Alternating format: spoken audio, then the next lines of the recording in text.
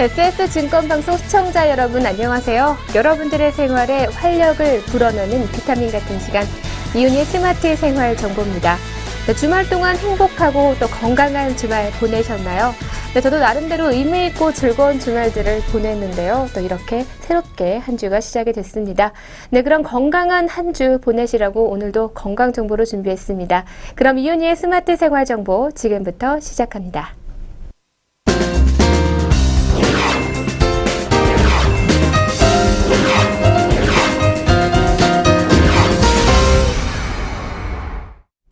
정상 혈당은 말 그대로 밥 두세 끼를 먹어도 그리고 체중이 5kg이 늘어나도 혈당에 거의 변함이 없어야 합니다. 당뇨병 전 단계에서는 보통 10년 내에 인슐린 분비능이 급격히 소모하게 되는데요. 내 몸이 버텨주다 한계가 달하면 바로 당뇨가 오는 것입니다. 하지만 의사들은 잘만 관리하면 당뇨병 전 단계에서 당뇨로 넘어가지 않을 수 있다며 적극적인 대응을 당부하고 있는데요. 이제는 당테크 시대라고 합니다. 재테크를 잘해야 인생이 풍요로워지는 것처럼 혈당 관리를 잘해야만 건강 장수를 누릴 수 있다는 것인데요. 당뇨병에 정복당하지 않고 확 휘어잡는 그런 비결들을 오늘 모아봤습니다. 대한당뇨병학회에 따르면요, 현재 국내 당뇨병 환자 수는 300만 명 이상으로 추정이 되고 있습니다. 30세 이상은 8에서 10% 이상, 50세 이상은 25% 이상이 바로 당뇨 환자라는 것인데요. 당뇨병은 초기부터 서서히 단계적으로 진행이 됩니다. 초기에는 증상이 없고 나이가 적으니까 심각성을 모르는데요. 하지만 잘 알려져 있듯이 당뇨는 목숨을 위협하는 질병입니다. 지금은 유병장수 시대라고 하죠. 만성질환을 적으로 여기지 말자는 얘기입니다. 더 큰 병을 앓지 않도록 생활 습관부터 바로 잡아주려고 온 그런 친구로 여길 필요가 있을 것 같은데요. 그래야 당뇨병과의 한판 승부에서 승자가 될 수 있기 때문입니다. 당뇨병은 사실 현대병이라고 합니다. 최근 30년에서 50년 전 세계적으로 많은 사람들이 앓는 그런 질병으로 자리를 잡았는데요.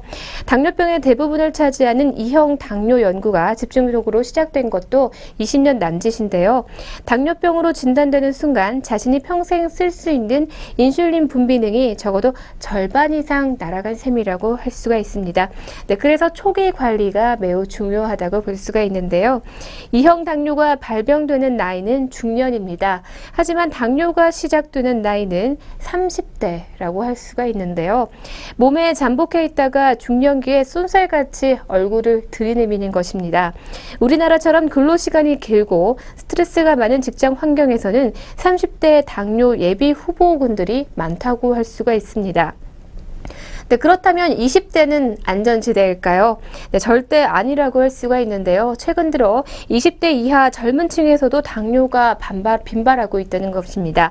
20대 남자가 아무리 많이 먹어도 아무리 살이 쪄도 혈당 조절이 잘 되는데, 그런데 인슐린 분비능이 30%에서 100% 또 150%까지 넘어가면 제 기능을 잃고 또 당뇨가 되는 것이기 때문입니다. 혈당 조절을 철저하게 개별화되어야 할 텐데요. 40세 환자의 공복 혈당이 200인 것과 80세 환자의 공복 혈당이 200인 것은 분명 다릅니다. 단순한 수치가 아니라 개별적으로 최적화 관리가 필요한데요. 이와 함께 토탈 케어로 삶의 질을 높이고 인슐린 분비능을 잃어버리기 전에 적극 관리해야 한다는 지적인데요. 당뇨 관리의 객관적인 지표는 혈당이라고 할 수가 있습니다. 당뇨 환자는 약물 복용으로 혈당을 관리해야 하지만 생활 습관이 개선되지 않으면 절대적으로 효과를 볼 수 없다는 것인데요. 더욱이 당뇨병 전 단계에서 생활 습관만 잘 관리해도 효과적이라고 합니다. 구체적인 방법을 좀 살펴보도록 하겠습니다. 첫 번째는 체중을 줄여라인데요. 혈당만 조절한다고 좋은 것은 또 아닙니다.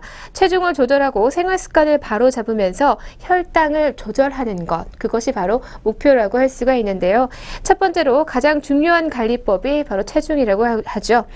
당뇨병은 당이 소변으로 나가는 질병입니다. 당뇨를 앓는다는 의미는 내 몸의 에너지가 과하다는 것인데요. 인슐린 효과를 좋게 하려면 식사량을 줄이고 많이 움직여서 살을 빼는 것이 좋습니다. 일상생활에서 30분, 1시간 더 활동량을 늘려야 하고요.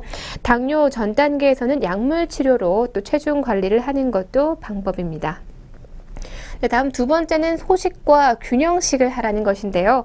당뇨에 좋은 식사는 소식과 균형식이라고 할 수가 있습니다. 당뇨 밥상은 채식이 전부일까요? 그렇지가 않습니다. 단백질이 풍부하면서 지방이 적은 고기는 안전하다고 볼 수가 있고요. 그리고 두부, 생선, 달걀, 콩과 같은 다양한 식품을 함께 먹으면 더욱 좋습니다.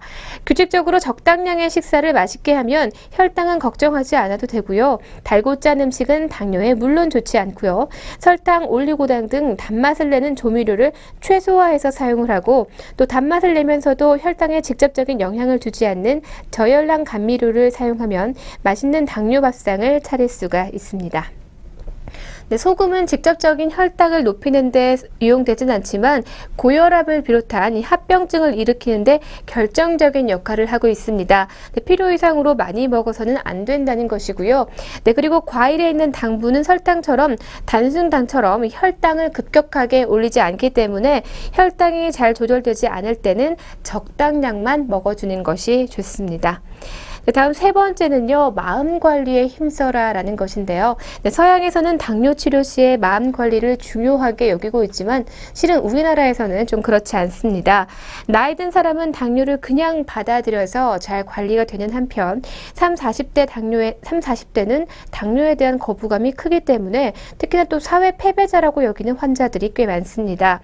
하지만 당뇨는 유전이나 환경적인 요인이 많기 때문에 환자가 나태해서 생기는 그런 질병이 아니라는 그런 사실들을 분명히 알아둘 필요가 있습니다.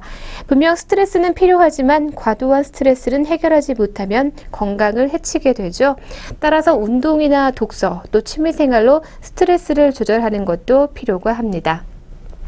다음 네 번째는 금연과 절주를 하라는 것인데요. 금연과 절주를 해야만 당뇨를 피해갈 수가 있습니다. 다만 금연을 고려할 경우에는 체중 조절에 좀 신경을 쓰셔야 할 것 같은데요. 담배를 끊게 되면 체중이 평균의 3에서 5kg 정도가 늘어나게 됩니다. 체중이 늘면 심혈관 질환에 걸릴 위험성이 높아지고요.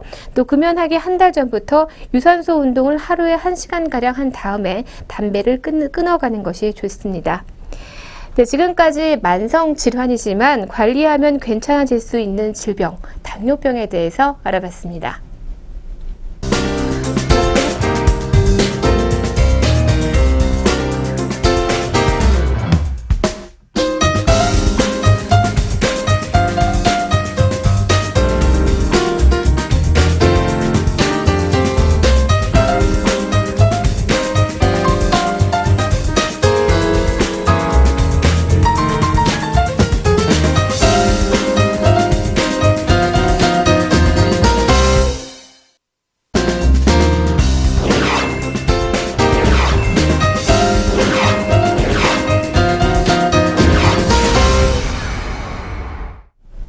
커피를 줄이기로 결심하신 분들이 혹시 계신가요? 그럼 오늘 이 시간 함께 하셔야 될 것 같습니다.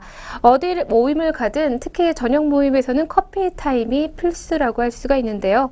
과다한 카페인 섭취는 건강에 해롭기 때문에 줄여야 하는 것은 당연히 알 것 같고요.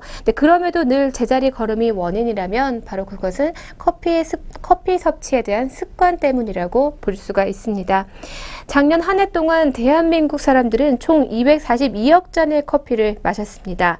1인당 연평균 484잔을 마신 셈인데요. 그 지출액을 따져보니 생각보다 만만치가 않습니다. 소비자 지출액 기준으로 작년 커피 시장 규모는 6조 1,560억 원에 달했고요. 이는 6조 5천억 원에 달하는 소프트웨어 시장, 6조 9천억 원에 달하는 아웃도어 시장과 맞먹는 수준입니다. 한마디로 생활 필수품인 옷이나 이동통신 아이템만큼이나 기호식품인 커피가 소비자들의 지갑을 열고 있다는 것인데요. 또한 질병관리본부가 성인 3,800여 명을 대상으로 조사한 결과 2013년 국민건강영양조사에 따르면 커피는 주당 평균 12.3회 마시는 것으로 배추김치 11.9회, 쌀밥 7회, 우유 2.7회보다 높은 수준을 차지하고 있습니다. 서울은 전 세계에서 스타벅스 매장이 가장 많이 있는 그런 도시이기도 하는데요. 1999년 이화여대 앞에 처음으로 스타벅스 매장이 들어선 이후 지금까지 300곳이 넘습니다. 많은 매장만큼이나 터무니없이 비싼 커피값 또한 문제가 되고 있는데요. 이것 또한 하나의 문화로 여기면서 당연히 지출하고 있지는 않은지 스스로의 지갑 사정을 좀 살펴봐야 할 때가 아닌가 이런 생각도 듭니다. 네, 일상생활에서 섭취하는 카페인의 4분의 3 정도가 바로 커피 섭취로 인한 것이라고 볼 수가 있는데요. 네, 카페인은 우리 몸에서 여러 가지 생리적인 반응을 일으킵니다. 커피의 장점은 확실히 있고요. 또 피로 해소와 집중력 강화, 그리고 열량 소모 능력 향상 등 카페인은 분명히 적당히 복용하면 좋은 약이 되고 있습니다. 네, 하버드대 연구팀에 따르면 블랙커피를 마시는 사람은 마시지 않는 사람에 비해 당뇨병에 걸릴 위험이 67%나 줄었고요. 일본 오사카 소재 국립순환기 병역연구센터에서는 커피를 매일 마시는 사람은 마시지 않는 사람에 비해서 뇌졸중 위험이 20%나 낮아진다고 말했습니다. 또한 하루에 한 잔에서 2잔 정도의 커피를 섭취할 경우에는 간 건강에 좋다는 그런 연구 결과도 나왔는데요. 몸에 이로운 측면이 많은 커피지만 섭취량을 조절하지 않으면 분명히 우리 몸에서는 부작용을 일으킬 수가 있습니다. 식품의약품안전처의 하루 성인 카페인 섭취 권장량은 400mg인데요. 커피 전문점에서 파는 아메리카노 한 잔에는 120에서 150mg 정도의 카페인이 들어있습니다. 아침, 점심, 저녁 이렇게 한 잔씩만 해서 총 3잔을 마셔도요. 하루 권장량을 초과한다고 볼 수가 있는데요. 취업 포털 사이트 커리어가 직장인 719명을 대상으로 조사한 이 커피 중독 조사에 따르면요. 응답자의 55.6%가 하루 평균 3잔 이상의 커피를 마신다고 합니다. 벌써 하루 권장량을 넘어선 수준이다라고 볼 수가 있겠는데요. 네, 더불어서 커피는 임신부에게 위험을 줄 수 있다고 또 경고를 하고 있습니다. 임신부가 하루 7잔 이상의 커피를 마시면 저체중아를 출산할 위험이 있고요. 또 카페인을 300mg 이상 마시게 되면 불안 증상이 나타난다고 합니다. 네, 최근 하루에 커피를 4잔 이상 마시면 당뇨병에 걸릴 위험이 2배 이상 높아진다는 그런 연구 결과가 또 발표가 됐는데요. 더불어서 비만이거나 술을 많이 마시는 사람은 당뇨병에 걸릴 위험이 더 커진다고 덧붙입니다. 하지만 하루에 2잔 정도의 커피는 오히려 건강에 도움된다는 연구 발표가 있죠. 미 국립보건원이 50에서 71세 남녀 40만 명을 대상으로 실시한 이 커피 관련 조사에 따르면요. 하루 2잔 정도의 커피를 마시는 사람은 그렇지 않은 사람에 비해 사망 위험이 10에서 13%가 낮았습니다. 커피의 카페인은 각성 효과가 있기 때문에 또 글리코겐의 중성지방을 분해해서 에너지를 내는 효과가 있기 때문이죠. 네, 다만 설탕과 같은 당류가 첨가된 커피는 피하고요. 또 케이크나 초콜릿과 같은 단 음식과 함께 먹으면 칼로리를 너무 많이 섭취하게 되기 때문에 삼가하는 것이 좋습니다. 또한 커피를 한 잔만 마셔도 가슴이 뛰거나 또 잠을 이루지 못하는 분들이 있다면 유전적으로 카페인이 맞지 않는 것이기 때문에 분명 삼가하는 것이 좋습니다.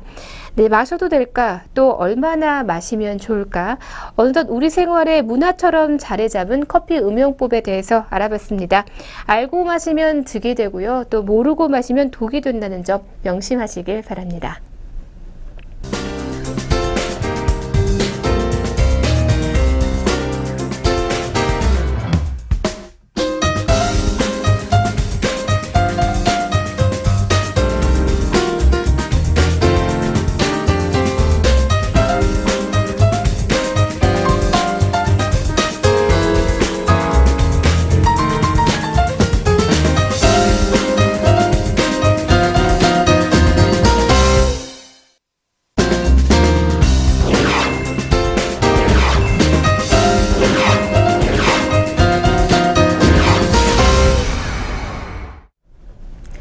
어디론가 훌쩍 떠나고 싶은데 여건이 되지 않을 때가 참 많으시죠?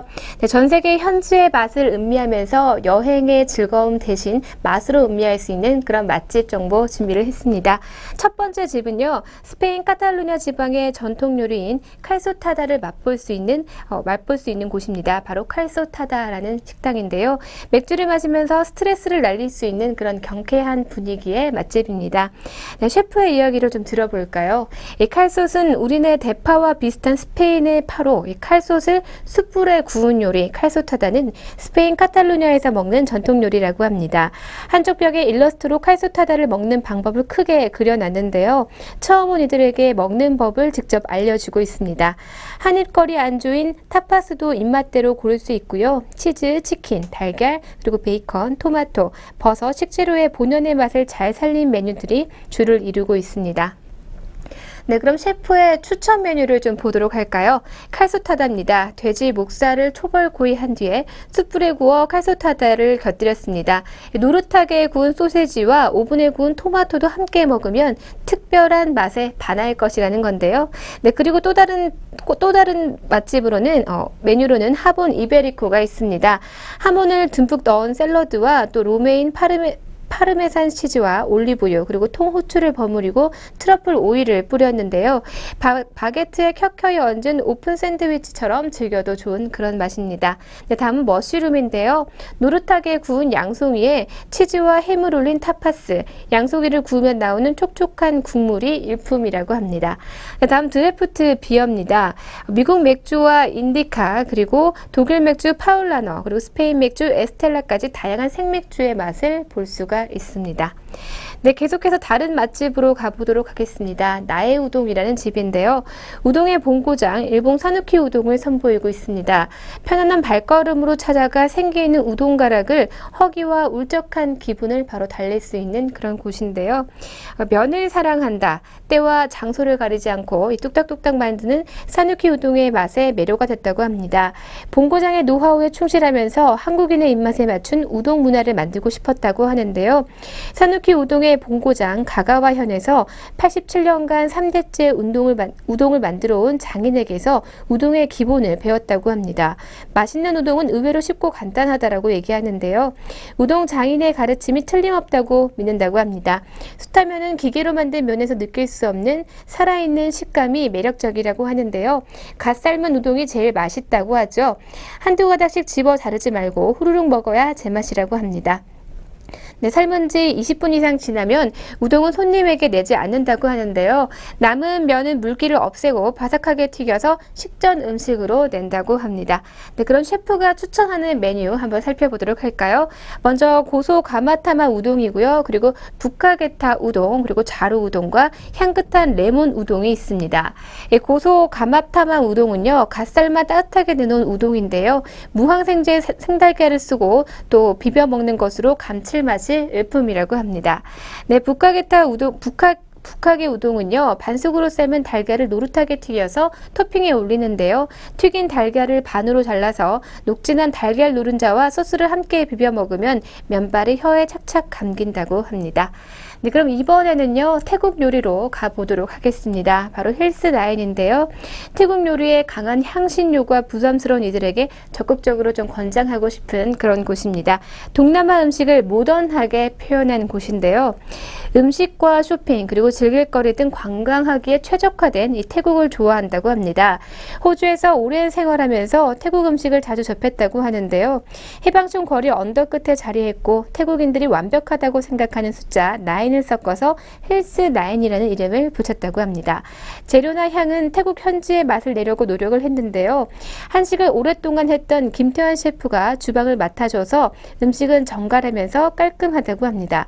그리고 아이와 함께 먹어도 거부감 없이 즐길 수가 있다고 하네요. 네, 그렇다면 셰프의 추천 메뉴로 살펴보도록 하겠습니다.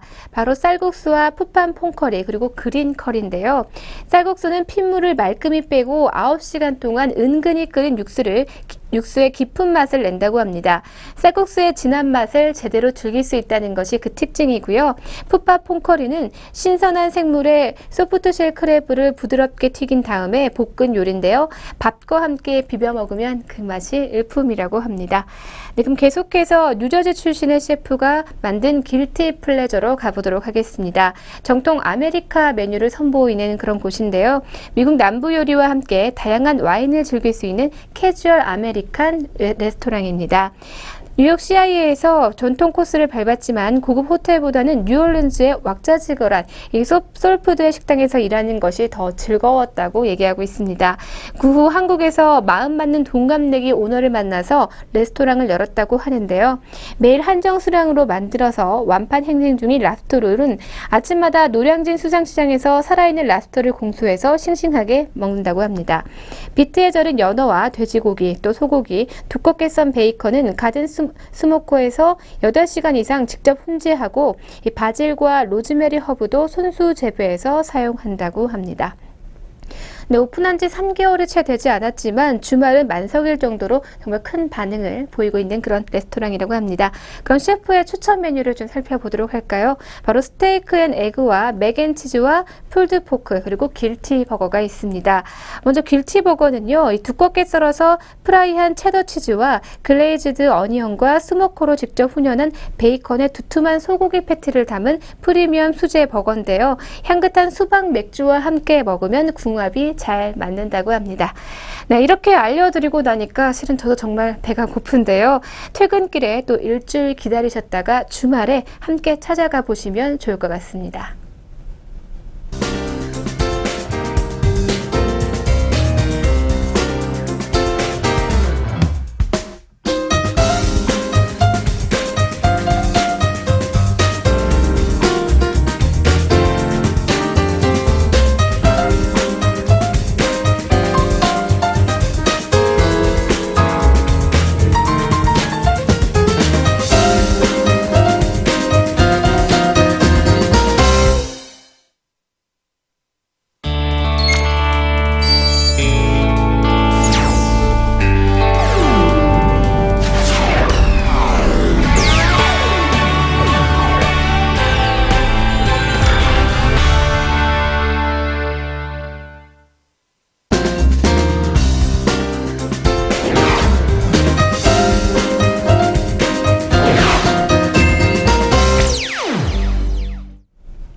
오늘의 스톡 시간입니다. 계속해서 여러분들에게 증권사 추천 종목으로 알려드리도록 하겠습니다. 한양증권 추천 종목이고요. 종목 이름은 영업무역이고 종목 번호는 111770입니다.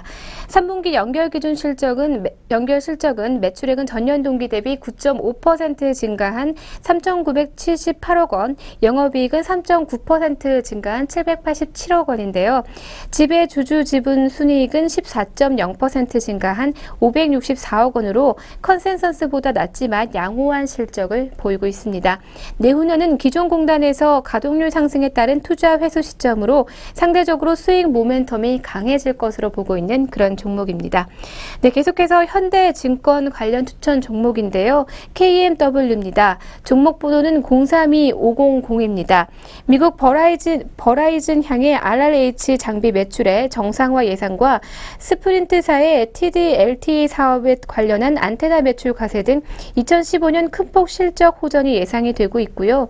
또 이동통신 부분 업체 자회사인 텔콘의 상장을 통해서 현금 유입 등 기업 가치 등의 시너지 효과를 기대하고 있는 그런 종목입니다. 1991년에 설립된 동사는 무선통신 사업 관련 RF 부분 사업에서 핵심 기술을 보유한 업체로 이동통신 장비를 제조하고 판매하고 있는데요. 동사는 고성능 앰프와 초소형 기지국 그리고 세계 최초 개발한 블랙홀 필터 등을 성공적으로 제조해서 지난 2년간 큰 폭을 성장했음을 기록하고 있습니다. 동사는 향후 안테나와 RF 설계 기술과 LED 조명 기술을 융합해서 차별화된 조명 제품을 개발하고 사업을 추진하고 있습니다. 동사는 현재 197개의 특허를 보유하고 있습니다. 네, 지금까지 오늘의 관련 스톡으로 영업무역과 KMW에 대해서 알려드렸습니다.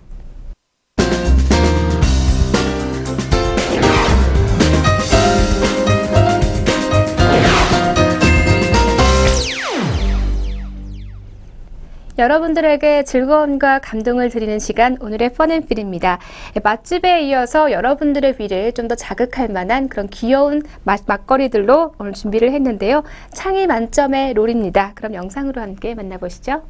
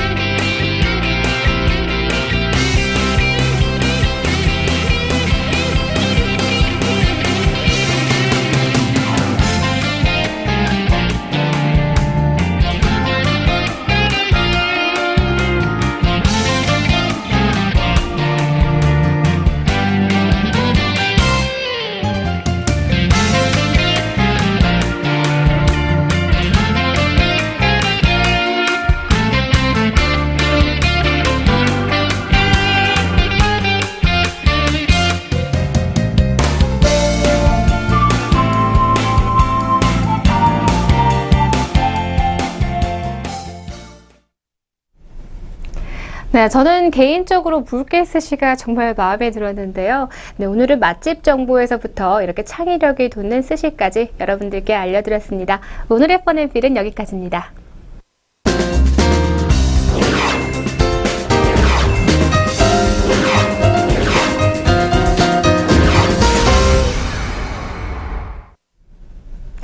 네, 오늘 함께한 시간 어떠셨나요? 네, 모든 것에는 금이 가 있다고 합니다. 이런 금을 통해서 바로 빛이 들어온다고 하는데요. 여러분들의 빈틈 사이로 또 다른 행복이 들어오기를 바라면서 오늘 준비한 시간은 여기서 마치도록 하겠습니다. 네, 시청해주신 여러분 고맙습니다.